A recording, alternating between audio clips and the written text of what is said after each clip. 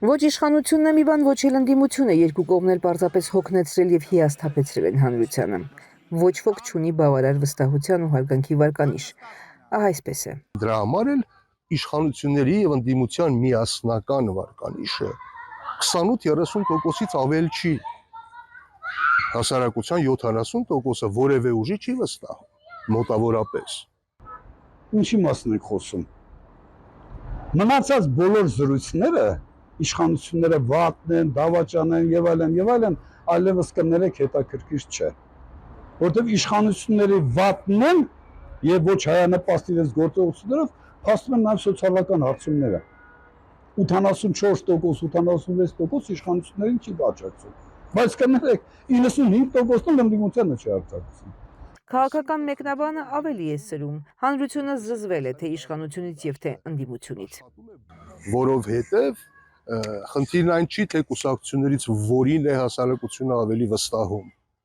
Խնդիրն այն է, թե որ ուժից է ավելի շատ զզվում։ Սա է։ Հիմա հասարակության մի մասը զզվում է իշխանություններից, մյուս մասը զզվում է, այսպես ասենք, ինստիտուցիոնալ ընդդիմությունից կամ խորհրդարանական ընդդիմությունից։ Եվ Նիկոլ Փաշինյանին չի մտահոգում իր ցածր վարկանիշը։ Նրան մտահոգում է, որ իր ընդդիմությունը հիմնական լինի էլ ավելի ցածր վարկանիշ ունենա։ Սա իրողություն է, ասում են մարդիկ, որոնցից անսպասելի է լսել քննադատություն ընդդիմության հասցեին։ Ցավալի փաստ է։ Հիմա ես էլ ընդդիմադիր գործի չեմ։ Ընդ որում ընդդիմադիրները պրոֆեսիոնալիզմի առումով ուղղակի անհամեմատելի են այսօրվա կառավարիչների հետ։ Երբևէ ընդդիմադիր հատվածում այսքան պրոֆեսիոնալներ հանրային կյանքի ամենատարբեր ոլորտներում այսքան պրոֆեսիոնալներ երբևէ չեն եղել։ Եվ երկրորդը, երբևէ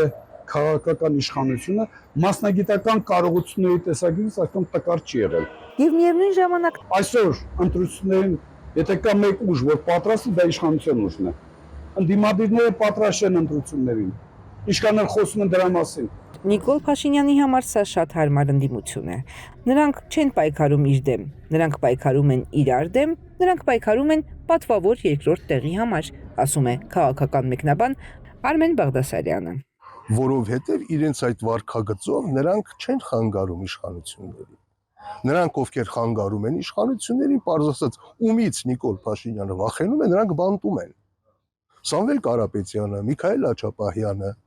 Պարքև Գալստանյանը, որոնց խոսքը ինչ որ կշիռ ունի, որոնք իրենց հետևից կարող են մարդիկ տանել, այն նրանք բանտերում են։ Դերում ձեր մասին մամուլը։ Դերումավորոտար երկը գործակալ եք, 5-րդ տանիվ եք, ազդեցության գործակալ եք։ Չի հայտի արտահայտություն կա, չէ՞, ասում եմ, երբ որ երկու ընկեր գնում են անտառ եւ արջը վազում է նրանց հետևից, փրկվելու համար պարտադիր չի արջից արագ վազես։ Բավական է, որ ընկերոջից արագ վազես։ Այդ նույն վիճակը ընդդիմադիր դաշտում է։ Չեն ուզում լինել իշխանություն, ուզում են երկրորդ տեղը զբաղեցնել, երրորդ տեղը զբաղեցնել, հայտնվել խորհրդարանում։ Ով է մեղավոր եւ ինչ անել։ Այս երկու հիմնական հարցերից երկրորդը բացակայում է։ Քննարկվում է միայն ով է մեղավոր հարցը։ Ինչ անել հարցը ընդհանրապես չի քննարկվում։ Դուք խաղաղություն չեք բերել։ Դուք չեք կարող խաղաղություն բերել այն պայմաններում, երբ որ պատերազմ եք բերել, ողբ եք բերել։ Հիմա սովորական նախընտրական քարոզչություն եք իրականացնում։ Ես բերել եմ իրական անկախություն, ես բերել եմ իրական պետականություն, ես այն ապագան, որի մասին մենք բոլորս մտածում ենք, թե եռնեք կլինի այդ ապագան, թե չէ, այդ ապագան բերել եմ այսօր։ Այսօր։ Այդ խաղաղությունը այսօր է։ Իսկ ընդդիմությունը ասում է, որ դուք սուտ եք ասում, բայց ինքը չի ասում, թե ինչ պիտի անել։ Ելքը ցույց չի տալիս, ցույց է տալիս մեղավորին, դա բոլորս գիտենք հետո եւ Նիկոլ Փաշինյանը դիմում է ժողովրդին, խոսում նրա հետ։ Ժողովրդի լեզվով, ժողովրդի անունից։ Ես չեմ ուզում, որ սենց իրավիճակ լինի, որ դուք այդտեղ եք կանգնած, ես այդտեղ եմ կանգնած, տեն չի։ Մի րոպե, այ մենք իրար հետ, այ սենց կանգնած ենք։ Իրար հետ։ Հետ դու մի գնա, դու մի գնա։ Դու ես մեզ հետ կանգնած, այ սենց կանգնած ենք։ Ընդդիմությունը խոսում է ինքն իր հետ, կռվում է ինքն իր հետ։ Նիկոլ Փաշինյանի հետ է խոսում եւ վիճում։ Այսօրվա ընդդիմությունը բան չունի ժողովրդին ասելու։ Գուցե արդեն ժամանակն է անցնելու ինչ անել հարցի քննարկմանը։ Եվ ուրեմն ինչ անել։ Խոսրով Հարությունյանը առաջարկեց ընդդիմադիր պրոֆեսիոնալներից ստեղծել մի հետաքրքիր հավաքական, ինչպես ֆուտբոլի դեպքում։ Կարելի ասել ընդդիմության հավաքականով հանդես գալ։ Այսինքն դա ինչ է նշանակում, այն բոլոր պրոֆեսիոնալներ մոռացեք հանեք, ոչ, ես ասում եմ ընդդիմության շրջանում այսօր կան բավականին մեծ փորձառություն եւ մասնագիտական կարողություններ ունեցող անհատներ, որոնք ընդդիմադիր են, կարող է որևէ կուսակցության կազմում են, կարող է կուսակցության կազմում չեն։ Խնդրեմ, եկեք ձևավորենք նա տես բորնի ընդդիմություն, եթե կարողաց հավաքական, դա հաստատ կարող է լինել ավելի մրցունակ։ Խոսրով Հարությունյանը եղել է եւ վարչապետ, եւ ազգային ժողովի նախագահ, եւ падգամավոր, փոխաբերական, ասեց, պետք է ստեղծել հավաքական, ինչպես ֆուտբոլում։ Դուք եթե լինեիք, այսպես ասած, մարզիչը, ով պետք է լիներ դարպասապահը այդ հավաքականում ձեր կարծիքով։ Բերեք մենք նպատակներից խոսենք, հա։ Սկզբից որոշում ենք նպատակը գոլ խփել դա այս դեպքում։ Նպատակը հաղթելն է։ Նպատակը հաղթելն է։ Քաղաքականության մեջ ամեն ինչ այդքան միանշանակ չէ։ Պիտի համախմբվել ոչ թե մարդկանց շուրջ, այլ նպատակի շուրջ։ Անտառի օրինակը բերեմ։ Եթե օրինակ գնում ես անտառ, ինչ ես վերցնելու քեզ հետ, կախված է նպատակից։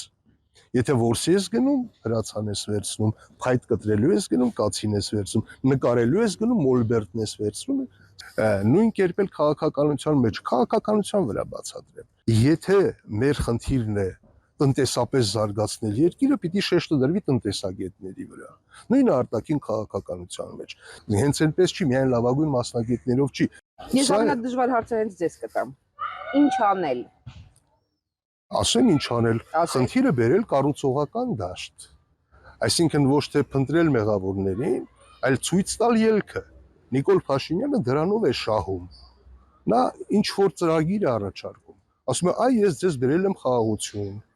Ասում է, այ ես ձեզ բերել եմ ապաշրջափակում։ Իհարկե սուտ է ասում, բայց ասում է։ Տեսեք, ընդդիմությունը ցույց է տալիս, թե ինչու է Նիկոլ Փաշինյանը սուտ ասում։